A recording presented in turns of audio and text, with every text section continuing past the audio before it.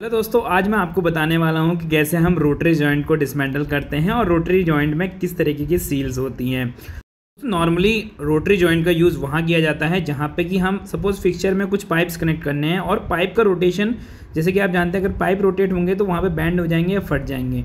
तो फिक्सचर को रोटेट करना है या पैलेट को रोटेट करना है और पाइप अपने फिक्स रहें तो वहाँ पर हम यूज़ करते हैं रोटरी जॉइंट का।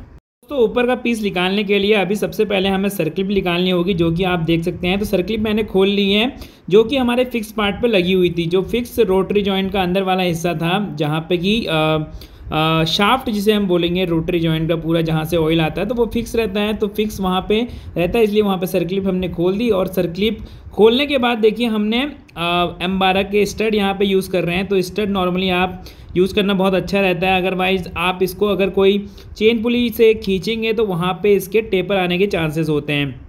तो आपको दो इस तरीके से ही जैकिंग करते हुए आपको अच्छे से इसको निकाल लेना है। तो देखिए मैंने ऊपर जैकिंग करके पूरा अच्छे से निकाल लिया है। तो यहाँ पे आपको टेबल पे ऑटो कपलर दिख रहे होंगे। तो ये जो रोटरी जॉइंट है वो इन्हीं ऑटो कपलर में ऑयल सप्लाई करता है। तो नॉर्मली इसमें क्या होता है कि सील्स अगर ख़राब हो जाएँ, इसमें ओरिंग्स होती हैं और अलग टाइप की कुछ रोटोग्लाइडिंग सील्स होती हैं, तो अगर वो ख़राब हो जाएँ तो इंटरनली लीक होने लगता है लाइन्स में ऑयल, और उसकी वजह से वहाँ पे अबनॉर्मलिटी आती है, एक लाइन से दूसरी लाइन में तेल जाने लगता है। तो अभी मैंने पुरानी ओरिंग इसमें से निकाल ली है और पुरानी सील्स भी यहाँ पे निकाल ली हैं। इसमें बाहर की तरफ भी ओरिंग थी और अंदर जो है कॉम्बिनेशन था, जैसे कि हमारा PTFE सील्स रहती है। तो यहाँ पे हम कॉम्बिनेशन यूज़ कर रहे हैं ओरिंग और लाइलॉन की सील्स का। तो यहाँ पे आप देख सकते हैं कि हम किस तरीके से इसको फिट करेंगे अब। तो सबसे पहले, क्योंकि ओरिंग इसमें ये इंटरनल ID पे लगी हुई है सील, तो सबसे पहले इसमें ओरिंग जाएगी। तो ओरिंग को देखिए हमने यहाँ पे लुब्रिकेट कर लिया है ग्रीस की मदद से, आप ऑयल का यूज़ भी कर सकते हैं।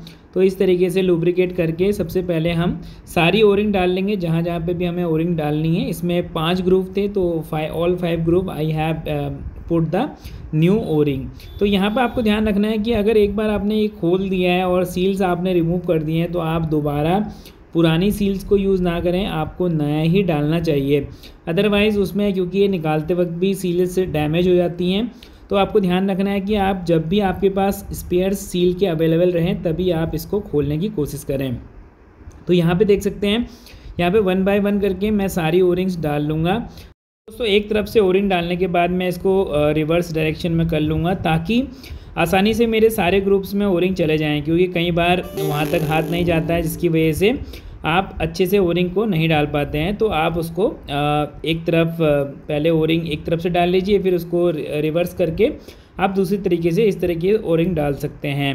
तो अगर ओरिंग सारी लगने के बाद अब हम दूसरे टाइप की सील, जो कि हमने लाइलॉन या उसका मटेरियल कुछ टेफलॉन टाइप का रहता है, तो ये सील्स भी हमने यहाँ पर डाल ली है। ये सील्स को डालने के लिए आप ध्यान रखिएगा कि इसमें आपको खींचना इसको ज़्यादा नहीं है, इसको आराम से ग्रुप में बैठाते हुए आपको रोटेट एक तरफ से बैठाते हुए लेके जाना है। अगर आप इसमें ज़्यादा बेंडिंग कर देंगे या ज़्यादा इसको मोड़ देंगे तो फिर ये जो सील्स होती हैं वो डैमेज हो सकती हैं। तो आपको यहाँ पे ध्यान रखना है, क्योंकि इसकी हार्डनेस थोड़ी ज़्यादा रहती है। तो आप एक तरफ से डालते हुए जाइए। देखिए यहाँ पे आप जैसे देख सकते हैं कि एक तरफ से मैं ग्रुप में डालता हुआ जा रहा हूँ और उसको चढ़ाते हुए हम धीरे धीरे इंसर्ट कर लेंगे। तो इस तरीके से आपकी जो सील्स होंगी वो प्रॉपरली चले जाएंगी। प्रॉपरली जाने के बाद यहाँ पे सारी सील्स फिट हो जाएंगी।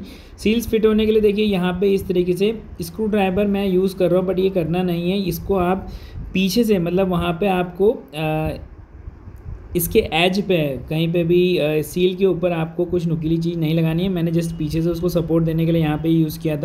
तो दोस्तों नॉर्मली ये जब सील कटती हैं, जैसे सील का एप्लीकेशन क्या है, इसमें अगर आप देखेंगे तो जैसे 5 सील के किट यहाँ पे, 5 सील के सेट यहाँ पे मैंने यूज़ किए हैं। तो यहाँ पे 6 होल्स हैं, मतलब 6 डिफरेंट लाइन्स हैं। उन डिफरेंट लाइंस को ये सेपरेट कर रही हैं। अगर ये ओरिंग कट जाएंगी या ओरिंग घिस जाएंगी तो होगा क्या, जो एक पोर्ट का ऑयल है वो दूसरे पोर्ट में मिक्स होने लगेगा, जैसे कि एयरलाइन हाइड्रोलिक ऑयल से मिलने लगेंगी, तो उनसे सबसे प्रॉब्लम आने लगती हैं। तो अभी मैंने बाहर की तरफ ओरिंग लगा दी हैं, जो कि 134 और इंटू जो 3 की ओरिंग थी, तो वहाँ पे ओरिंग भी डाल दी हैं, अंदर से सील्स भी डाल दी हैं। अब देखिए सेम जैसे हमने निकाला था, अब उसका उल्टा करना है। जो माउंटिंग बोल्ट हैं उन पे हमने यहाँ पे M12 के स्टड लगाए हैं और दोनों तरफ से इवनली हम इसको टाइट कर रहे हैं। टाइट करने से पहले ये ध्यान रखिएगा, थोड़ा सा लुब्रिकेट कर लीजिए दोनों तरफ की सील्स को, ताकि सील्स आराम से चले जाएं। तो यहाँ पे ये ध्यान रखना है आपको कि ज़बरदस्ती ना करें इस टाइम पे। अगर यहाँ पे आपको ये भी ध्यान रखना है कि जो सील है वो कहीं ये जो पार्ट है वो टेपर ना जा रहा हो अंदर की तरफ। तो इसमें ये क्योंकि क्रूशियल पॉइंट है, अगर यहाँ पे कुछ गलती हो गई तो सील्स आपकी डैमेज हो जाएंगी और वहाँ पे लीकेज होने के पूरे चांसेस हैं। तो ये पार्ट आपको बहुत ध्यान से करना है और बिल्कुल आराम से आपको दोनों तरफ से बिल्कुल बराबर करते हुए यहाँ पे इसका फिटमेंट करना है। तो अब बाकी फिटमेंट हो चुका है, तो मैंने सारे बोल्ट इसमें लगा दिए हैं, क्योंकि यहाँ पे जो भी स्टड की मदद से हमने बटिंग कर दी थी, हम यहाँ पे बोल्ट सारे टाइट कर देंगे अच्छे से। बोल्ट टाइट करने के बाद यहाँ पे एक ऊपर की तरफ बेयरिंग थी उसको भी हम डाल देंगे और उसके बाद एक स्पेसर और सर्किल लगा देंगे। तो यहाँ पे देखिए, जब भी आप बोल्टों को टाइट करिएगा, एलन बोल्ट हो या कुछ भी, तो यहाँ पे आप क्रॉस में टाइट करिएगा, क्योंकि अगर आप एक तरफ के बोल्ट ज़्यादा टाइट कर देंगे तो वहाँ पर टेपर बैठने के चांसेस है। तो ये देखिए, हमने यहाँ पे बेयरिंग, सर्कलिप और स्पेसर एक था वो सब फिट कर लिया है। उसके ऊपर से एक कैप फिट कर देंगे, जो कि यहाँ पे कैप रहती है। यहाँ पे देखिए इस तरीके की कैप रहती है।